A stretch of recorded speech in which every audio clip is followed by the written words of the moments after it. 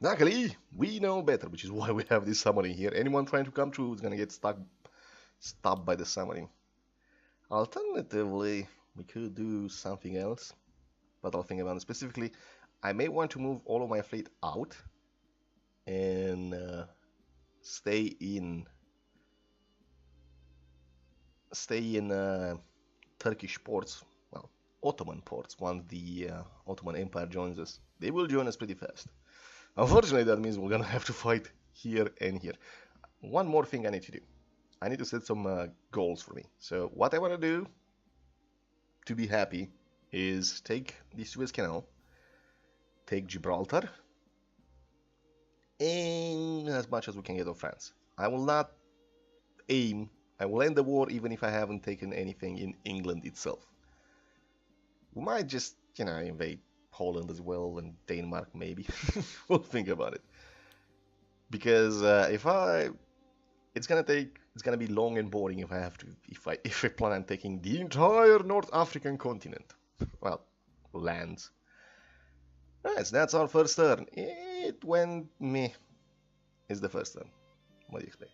Oh, by the way, these are small garrisons. You cannot build these, so it's kind of smart enough to keep a few of them around, especially in places you expect to have attacked. So for now, we'll keep them. As far as I know, yeah, they do have upkeep. So for every one of these, for every two of these, you pay the upkeep of a regular garrison. They can only also move one hex away from a town. You can move them from one hex here to another hex to another town, so technically you move from towns that are 4 hexes away. Their attack power is kind of shit. They're pretty good defensively. Basically, this is it. This is the last fight. If your small garrisons are getting attacked, you fucked something up, and the enemy is about to take a town. We're gonna keep them for now. Once we start running into PP issues, we'll disband some of them, depending on how the border looks. Alright, 23 July 1914, we did nothing. Really? No events occurred, no developments, nothing. Cool. Did I focus my research? I did. Because next is infantry grenades, and infantry grenades gives us assault bonuses, which are nice. Alright, I'm gonna use the airplane, because why not? I'm gonna move my infantry up here because I want to destroy this. I'm gonna move this one here as well because I want to destroy this. I'm gonna put this one back in Sarajevo. Cool, that's dead. Problem is, these guys. Really? Why are they so good? Because they have entrenchment bonuses? Yeah. Alright, so we're not gonna attack those guys. The problem is, I have no idea where I'm gonna force the line open. Probably down here? Alright, all the cannons here. High defense. Yeah, we're definitely not gonna attack Belgrade first. Although we have to take it at one point. I think it's gonna have to be this. Before day 45 as well.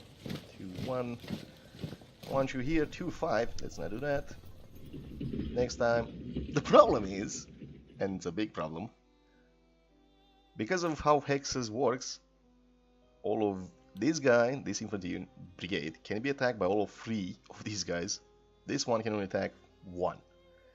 Well, yeah, all 3 can attack me, I can attack all 3. Unfortunately, I can only direct 1 attack against this with some artillery support. I want you down here. So you need to keep in mind this. Yes, I want to go there and take Kraljevo, but it's gonna be hard because I can't concentrate attacks like I did up here, which is why I attacked 1 garrison with 3 infantry brigades, because I could spray my damage and I can ensure the enemy is killed. You also have a couple of buttons here. Repair mode obviously reinforces your troops, so next time I'm probably gonna reinforce these guys to be back to 10, because if they lose HP, they do less damage, and they can die easy, obviously. I think they do less damage. Not sure about that. Efficiency, right. Right. So, yellow icon on the current selected unit in case the low efficiency fighting and movement reduces efficiency while efficiency affects the unit performance in combat. Cool. It's important you have your guys at top efficiency.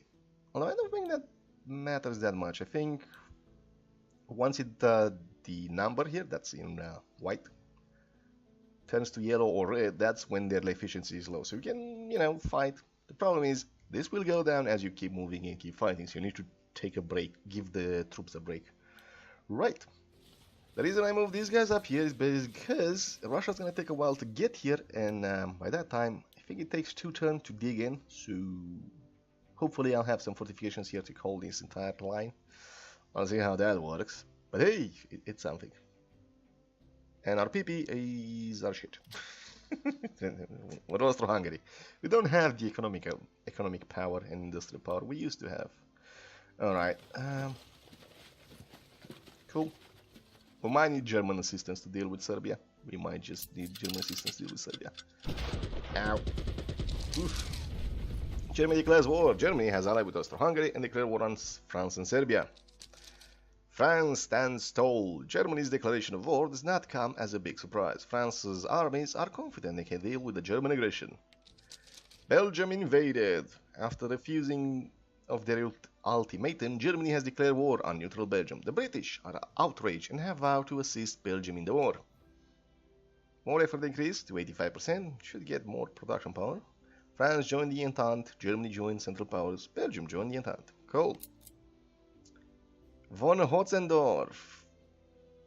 Supremely confident in the ability of both himself and his armies, Conrad favors preventive attacks on the enemy of the Empire. However, the realities of war and its consequences often escape him. Yeah, we get generals, they make the units better. Even somebody like Hotzendorf, Conrad von Hotzendorf, which was one of the worst generals of World War II. But hey, it's some bonuses, so we're gonna use them. Also, you can see there, they affect all of these units. Information, please. Well, infantry units are cheap all-purpose units. They are particularly effective at defending entrenched position. Early infantry line, the offensive strength attack for the position. They are the ideal units to hold the front line. Commander. Von Hunze. What's in them? Conrad here gives us 4 base defense, which is not bad. Extra base defense. 1 ground attack, 1 assault. There is one also thing to keep in mind, and is this. We can get these generals if we do this. If we inflict 5 damage in naval battles, 5 damage in air battles, and if we do 35 damage against infantry and suffer 35 casualties, we'll get von Strauss-Weinberg,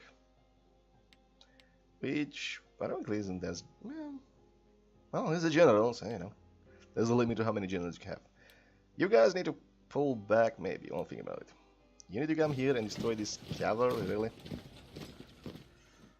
I have 30 artilleries, I can do 3 attacks. That was a waste. I should have. I keep forgetting to use my air power, always. Alright, we're gonna kill the cavalry. You need to move out, you need to hit the cavalry 2-2. Cavalries are not great at holding the positions. Cool, that's done. I want you there. You notice that if you destroy a unit, the unit that destroyed them can move in their place. It's basically an assault, so you can move that way if you want. You also need to be careful who you move there. Yeah, I destroyed that unit, and I could send this unit there. But if I do this, and this could have moved, I can't move this here and attack with it next time. So yeah, care needs to be taken. Alright, if you go here, we're gonna be attacked by all 3 of these. It's gonna suck. Well, let's activate repair mode. Costs us 2 manpower, 1 PP. Now it gives us +2 to manpower, so back to 7. 1 PP minus 2 manpower.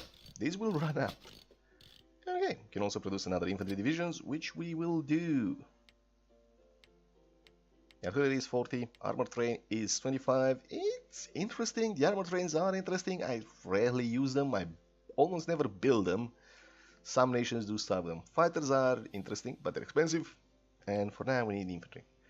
They move on rails. They're pretty decent defensively. Their main goal is that they're really fast on rails. So you can move them around to plug gaps in your line if there's a rail road there. Big if. We also have scout cars somewhere. I haven't unlocked them yet. Alright, more infantry. Meanwhile, Germany is now at war. The plan for Germany is to crush Belgium really fast and then dig in on the French border. I don't think we'll be able to get the French to open a gap in the French line. Alright, so we're gonna attack Liège with our fighters. We're gonna use our artillery. We need to get as many things done as fast as possible. Okay, I can make another artillery strike next time. However, next time I can't attack with artillery because it's already moved. Yeah, you guys go there, cut the railroad. I don't need reinforcements going for Liège. You move here. As you can see, the garrison can fight well. I think these guys can move past Liège if I send them there, so let's... You also have an undo button. It sometimes doesn't work. Well, I thought wrong. Okay, you guys, go.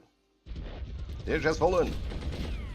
Central Power Forces have captured the mighty fortress of Liège. Cool. And we got 2 points for that. Production points. Right, now you can move. You need to hit Brussels. Brussels, however, is big. Do we not have a Zeppelin? We have a Zeppelin. Can you reach Brussels? Cool. Air raids. Aerial bombardment has caused widespread panic in the city. In addition to material damage, the resulting panic has additional impact on our production output. You also saw this thing coming into play. The fighter. Fighter provide reconnaissance and air protection against enemy air units. They are also effective at weakening efficiency of enemy ground units. So you can use these to attack ground units, you can use these to attack air units, and they have an area of interdiction. So if a bomber or a fighter or a Zeppelin in our case tries to bomb something, they will attack it and inflict damage on it and prevent damage from being inflicted dead or negate some of the damage. Alright, go for it. We also need Antwerp, but for now Brussels is more important. If we can knock, if we can knock Belgium out of the war, that'll be fine. They have some colonies, they don't come into play in this game. Damn, not fast enough. Awesome. That's a Belgium armor car. They're kinda shit, but they move fast. I will not send you on rail. I need your rails for something else. I'm not sure what it is, but we're also gonna remove Hanover, Leipzig, Nuremberg. We're gonna keep Munich as Italy. And Hamburg. And Stettin, that should be fine. That's our Russian borders. For now, if it's yellow, we're not at war with them. Yet. They're neutrals. So far. The problem is, I have a handful of troops and I can't actually move them anywhere. Damn it. Well, that's gonna suck. I was hoping to send something down south. I think it's gonna be you. I think the something is gonna have to be you. It's gonna be pointless. Alright, so what's our job? Maintain the front line, keep the Russians at bay until we deal with Belgium and Serbia, and then cut the Russians off at the Brest-Litovsk pocket. Hopefully. But all these next time. Thank you all for watching. If you do have questions, let me know. I'll try to answer them to the best of my ability. Goodbye, everyone. See you next time.